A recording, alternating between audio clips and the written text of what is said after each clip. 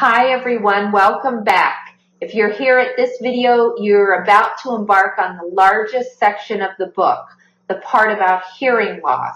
I go through the different causes of hearing loss, how we test for the different types of hearing loss, how we treat them.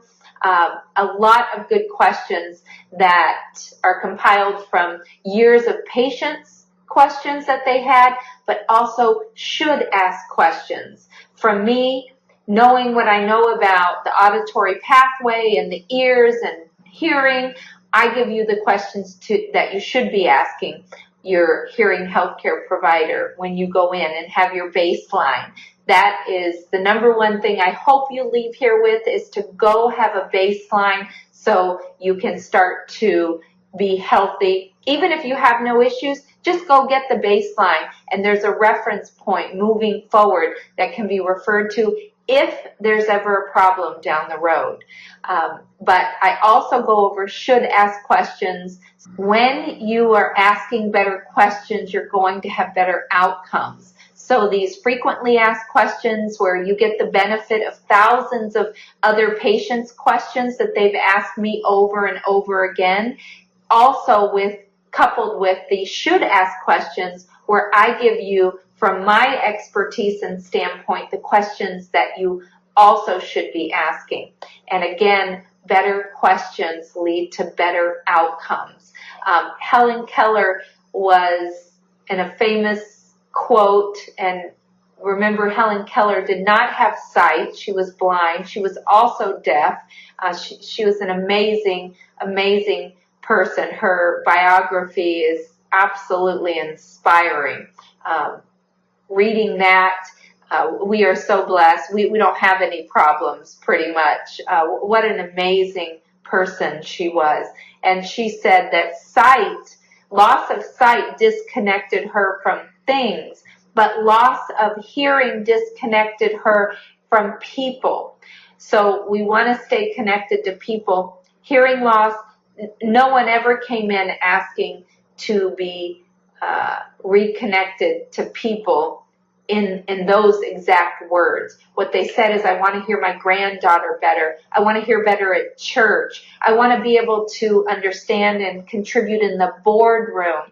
So many patients retiring before they've given it all they have to give because they told me they were embarrassed in the boardroom. They finally worked their way up to have a seat at that amazing table that they dreamt of, the executive board table. They're there to make decisions and to contribute in a massive way that they're passionate about. And they would share that they retired early because they felt dumb and embarrassed when they had to ask others to repeat. That is something I hope that we're all able to live our passion for as long as we want. And the financial effects of retiring early when you reach that level are huge. So it's my goal and dream with this information that it arms you with questions to ask so that you can have the best outcome. And I want to tell you how, unfortunately, most hearing loss starts. It's not dramatic for most. It's not overnight. It's gradual. It's gradual, and it's in noise. In quiet, no problem. And maybe the television is a sign as it starts to creep up in volume. And most patients will start to realize some difficulties when they're out socially in noise.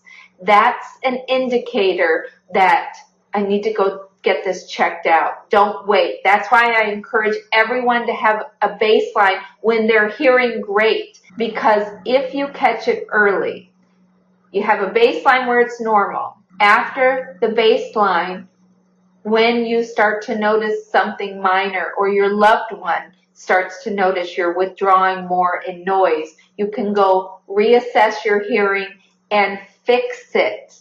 Yes, fix it. Hearing healthcare is one of the most beautiful things, in that it is immediate improvement. This is why bad hearing experiences happen. Because when you have hearing loss and you go anywhere, you order something online that isn't good, or you go into a clinic that isn't doing best practices or focused on helping you hear better, but maybe they're just focused on selling a device. That's why even in those situations, patients will report that it helped their hearing. Because in the beginning, when your ears are deprived from sound, anything you put in your ears, the brain is going to be excited about. I'm getting new information. Even if it's bad information, it will tolerate it for a little bit. The first week or two, the brain's going to be very excited. And then this is where most of the problem happens. If you're not in a clinic that is doing best practices and whose passion isn't to help you hear better, but it's on something else, on selling a lot of devices or just a quick in and out, this is where the difference happens. Because after that brain adapts in a week or two, it's going to be ready for better information. And if you aren't with a provider that is doing best practices and knows how to give that better information, then the brain's going to start to reject it. It's going to be too loud in noise. It's going to be overwhelming. These are all red flags that there's something wrong. So it is my desire that you ensure that you're with a clinic that is doing best practices, that first and foremost does an excellent job at assessing. That's the second of the 7 steps that the last video talks about.